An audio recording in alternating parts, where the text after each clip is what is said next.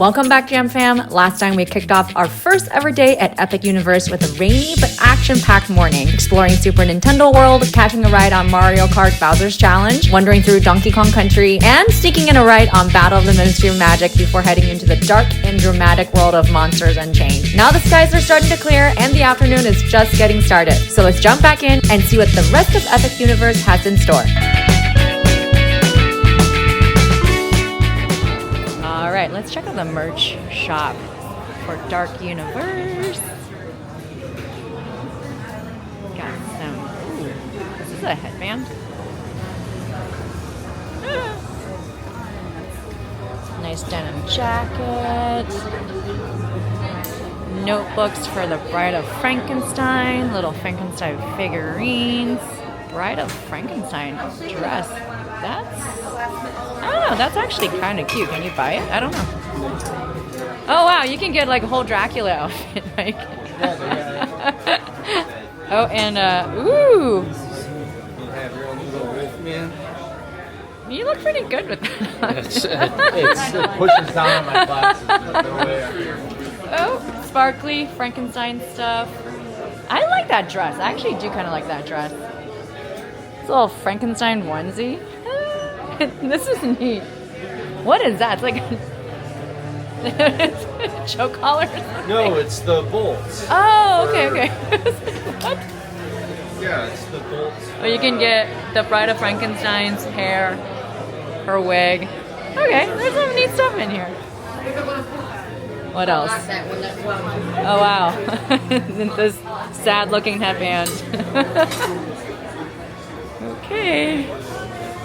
That's the mummy pins, all your classic horror monsters from years past. Okay, pretty neat. Okie doke, let's check out the back of Dark Universe. Let's see. The Guild of the Mystics. Okay. Then, ooh, that's pretty neat. Curse of the Werewolf. I guess that is that the coaster? That's the coaster. Let's see. That one does have a single rider. It's 25 minutes. Yeah, we'll do regular. How about that?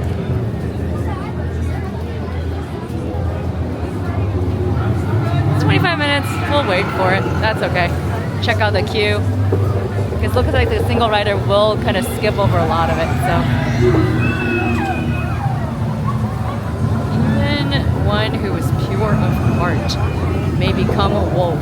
That's lovely. Yup, sure is lovely. So from what we've learned, this family-friendly yet thrilling ride launches at up to 37 miles per hour over a course that lasts more than 2 minutes. You board a Mack Rides-built steel spinning coaster that weaves through dark forest scenes, a foreboding shed with mysterious clawing figures, and sends you racing to escape your lupine fate. The height requirement is 40 inches, and as you already saw, there's both a single rider and express pass lane. And while the queue's tent-covered walkways and rustic wagon camp definitely help set the stage, in the daylight, the spinning coaster cars and forest backdrop look surprisingly sharp, but I've heard the atmosphere at night is even spookier, so we'll definitely need to come back here to check it out. Alright, so we just got off Curse of the Werewolf, and honestly this one really surprised us. It felt kind of like if Hagrid's Magical Creatures and Cosmic Rewind had a baby, because while it's definitely more of a family coaster, the spinning seat element really gives it an extra kick. The rotation isn't too wild, but just enough to keep each turn feeling dynamic and fresh. The track is also super smooth, and the pacing is spot on. It's not overly intense, but it has some solid pops of speed and fun twists that make it really enjoyable. And even though it's not a super long coaster, the whole thing from queue to finish felt cohesive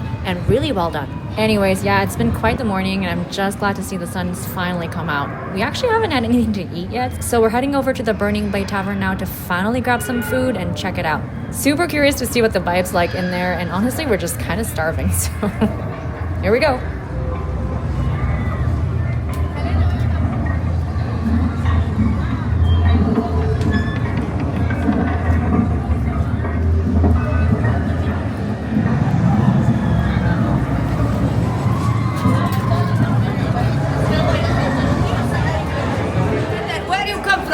San Francisco? From San Francisco? Yeah. Okay. Really? Cool. Look at this family reunion. Woo! And you have monster where you come from? Yeah, we've got some spooky places. You have spooky places. Yeah, Tell me of these spooky places. Alcatraz. What is the Alcatraz. It's think of it as a dark mansion on a hill where They put very bad people. Very bad Sometimes people away. werewolves, maybe. I don't know. Okay, so it's like a vet. If they put the They werewolf put them in cages. Yeah, it's kind of like It's like a vet. think of it like a vet. So you take it, what they do, take care of your werewolves when you are on vacation. Yes. Yes. That's exactly. Oh, So we just grabbed the Burning Cheddar Bites and the Burning Blade Burger and basically a couple more drinks. This place is a quick service spot and I think it's supposed to be themed like a Monster Hunter lodge inside an old mill. We weren't expecting to see Monster Hunter characters walking around, so that was a kind of a nice touch. Yeah, super well themed. They've got trophy heads on the walls and supposedly vampire hunter kits behind the bar, and it all actually ties it together really nicely. So after a bit of a break, we are heading over to finally to Stardust Racers, the dual coaster. So I'm really looking forward to it. VelociCoaster is still one of my most favorite coasters here in Universal Studios Florida. But so I've heard some people are really thinking that this one can rival that. So we'll find out. We'll see. I think there's like a light show at night, actually, like a fountain show. Yeah. Oh, this is a nice area. Kind of, there's no shade though, that's kind of the problem. Otherwise I'd sit here and just enjoy some downtime. Pretty quiet back here.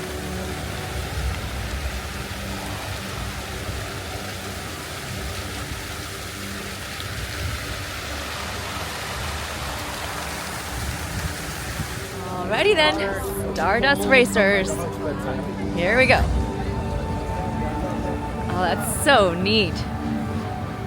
Wasn't there like a dual coaster before and then they tore it down? Dueling Dragons, got it. Wow, they really are synchronized. That's really neat. Okay, first time on Stardust Racers. Apparently you're gonna have to ride it at least 4 times because you gotta do both tracks and during the night and the day because it's kind of a different experience. Okay, so I didn't film much on Stardust Racers, so let me just catch you up while we're walking towards the How to Train Your Dragon Land, or Isle of Berk, whatever it's officially called. With Stardust Racers, it's kind of like VelociCoaster in that you have to put everything in a locker and go through metal detectors. Universal's pretty strict about that, which totally makes sense for safety. So Mike and I got to ride the green side first, and then I jumped right back in line for yellow. But I guess Mike decided to set that one out. Unfortunately, when I rode yellow, the green side had already gone down, so they were just single tracking it at that point. Here's what I will say. When both coasters are racing, I might actually put it just a little bit above VelociCoaster. The way the two tracks interact and weave around each other is actually really cool. But in terms of the ride itself, it doesn't have the same level of inversions or intense elements as VelociCoaster does. And I think VelociCoaster also just pulls ahead a little bit in terms of theming. So yeah, on its own, I still give the edge slightly to VelociCoaster. Anyway, if you've ridden it, definitely let us know what you think. Okay, so we've officially made it to Isle of Berk. Wow, it's seriously beautiful out here right now. Totally different energy from this morning. The sun's out, it's warm, and everything just feels way more alive. Definitely glad we saved this land for later in the day. If you've seen the How to Train Your Dragon movies, it really feels like we've just stepped into the film. You've got these little dragon houses built into cliffs. Pretty sure one of them is Toothless' nook and maybe even Hiccup's house. Honestly, one of the things that's a must-do for us is hopefully getting to meet Toothless and some of the other characters here. So fingers and toes crossed we can make that happen. This morning was super rainy and they had a bunch of issues with character meets and greets because of the weather. So hopefully that won't be a problem now that the sun's out. There's a ton to take in. Dragon eggs tucked around the rocks and building. Even this little shop where you can buy chocolate eggs with mystery cards inside. Super cute. The whole land has this cozy Norse village vibe. Wooden walkways, lanterns, thatched rooftops. It just feels really immersive. It's really given that classic theme park magic, especially now that the skies have cleared.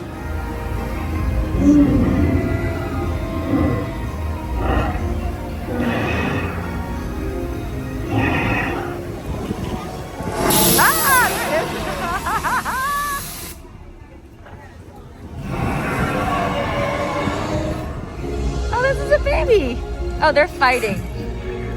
Oh, yeah, they're a trout fighting over their trout. Hi, babies.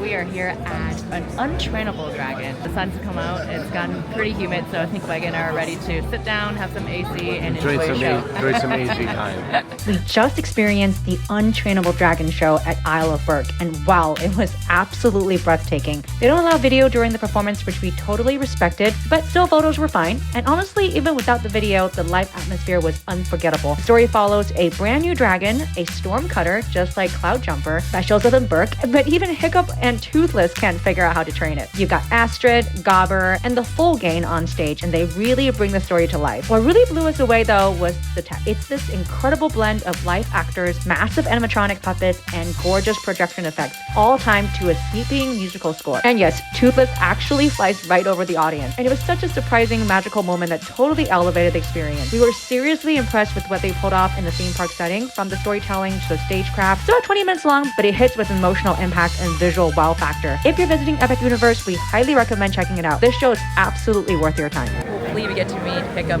and Toothless. This is one of the things that Mike and I really wanted to do, so I don't know if they're going to rotate the characters out, but it might be Hiccup, it might be somebody else. Astrid was there before. Either way, it's the dragon. We got to pet it.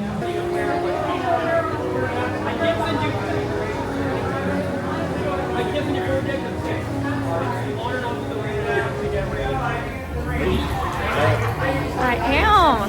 Hello, Astrid. How are you? I'm good. What's your name? I'm Jin. Jin. Nice to meet you. Hello. Can I touch her? Oh. I heard your favorite food is fish. It is specifically lake trout. Lake trout. Awesome. They are delicious. Stormfly, that is not. I feel like you keep thinking everything is a fetching sword. Oh my goodness. Yeah, I think you're hungry, aren't you? Yeah, you're telling all the Vikings you're There's some hungry. fish around the corner. Just ask But they're not lake I trout told though. you go down. Those are for Toothless. Aww. Don't pout. We have lake trout waiting. Hello, Toothless. Are you guys friends? We met. Oh, Yeah. okay. Long lost friends, Friends. from Over yonder. there. Yeah. Exactly. Hey. Nice to meet you. Oh, it's good to see Now you. we're friends too from over here. Toothless, how you doing? Hi, Now we're Toothless. friends from here. That's right. Okay.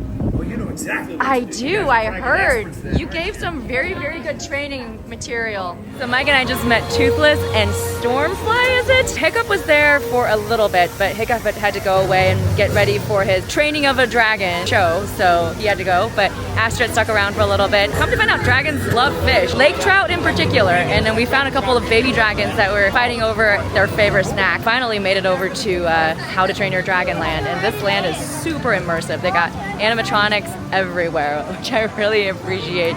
If you've seen the How to Train Your Dragon series, this is like, they completely just visualize the land, which is amazing.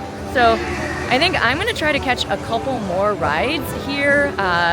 There's one sort of baby roller coaster, and then one that is another ride that is not on Express Pass. So I don't know, does that say 5 minutes or is it 25 minutes?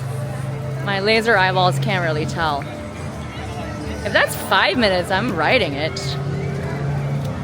Yeah, that's 5. I think I'm gonna ride it. Okay, Dragon Racers Rally. What can I say? Well, first off, Mike set this one up. If you watched part 1 of our day 1 vlog, you probably remember that he wasn't feeling great after the Battle of Ministry of Magic, and riding Stardust Racers right after that, yeah, probably didn't help. So this time I was flying solo, literally. So what did I think? This ride is kind of like your traditional spinning aerial ride, like Dumbo, but way faster and much higher off the ground. What makes it different though is the joystick controls. You've got one in each arm and you can use them to control your seat's movement. In theory, you can flap the wings to do barrel rolls, loops, or just cruise and chill mode. In practice though, pulling off a full barrel roll, not easy. You really have to time the momentum just right, and I definitely couldn't get it to work. Overall, it was fun, not something I'd wait more than 15 minutes for, but if you're into repeat rides and perfecting your flight skills, I could see the appeal. So just finished that the Train the Dragon ride. I have some thoughts, but right now, Hiccup's wing gliders is only 15 minutes, and I think Mike's feeling a little bit better, so I think we're gonna do it.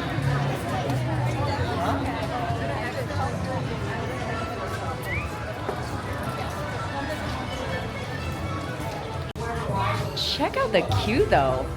This is like basically Hiccup's workshop. We've got blueprints, we got tools. This is really neat. Oh yeah. That is Toothless tail with the little Toothless symbol. Apples for, I don't know, maybe Toothless likes apple too, in addition to lake trout. And there's Toothless. And a big old throne of some sort. Oh, look, this is really nice. Check that out. Like I said, the theming of this land is absolutely fantastic. Dare I say epic? I guess. Look like a 15-minute wait to you? I don't know. I guess Depends how fast it goes. Possible. I don't think this ride has a huge low capacity though, but we'll see. We'll find out. At least the queue is shaded. That's a high-speed roller coaster. Yeah. Wow. Okay. Okay, let's talk about Hiccup's wing gliders. Easily one of my favorite rides in Isle of Berk. I'd say it's perfect for both kiddos and adults. Thrill-wise, it lands somewhere between Slinky Dog Dash and Hagrid's Motorbike Adventure. Super smooth, never intense, but still a ton of fun. You glide over the water with amazing views of Berk, and the soaring soundtrack really makes it feel like you're flying. There's a little cute story too, actually. Hiccup and Toothless, great animatronics by the way, are getting ready to launch you in their new winged machine. But of course, Toothless jumps the gun and sends you flying before the wings are even attached. So now Hiccup has to chase you down. It's fun, scenic, and super well done. I think we are, Mike is looking at a kimchi bao. Let's see. There is a tteokbokki skewer. Oh, this is like very Korean, Asian inspired. And pork soup dumplings. Did I have a xiaolong bao? Ooh, I don't know. That sounds exciting. First reaction on the pork bun as well as the tteokbokki skewer. Not my favorite. The pork bun is very sweet. I was expecting more like a xiaolong bao, like a juicy, savory, but nice and balanced filling. But this one is more like a pan-fried pork, very oily too. And the tteokbokki skewer, I think it's literally hot dog and a little bit of rice cake wrapped in a skin of like fried cheese, and it's very heavy, very heavy. So if you're into cheese, this might be good, but otherwise, I'll pass. I think Mike and I are gonna be skipping Pizza Moon tonight. After that mouthful of greasy cheese. Yeah. I think I've had my cheese fill. I'm ready to go back and have a couple of cocktails, maybe a frozen watermelon lemonade, and I think it's pool. I think it's pool time. It sure is. And honestly, after the day we've had, I can't think of a better way to wind down. Luckily, unlike this morning's rain delays, this afternoon totally turned things around. The sun finally came out and we got to pack in so much more. Well, thank you so much for hanging out with us, Jam Fam. Don't forget to like, comment, and subscribe, and we'll see you in our next vlog.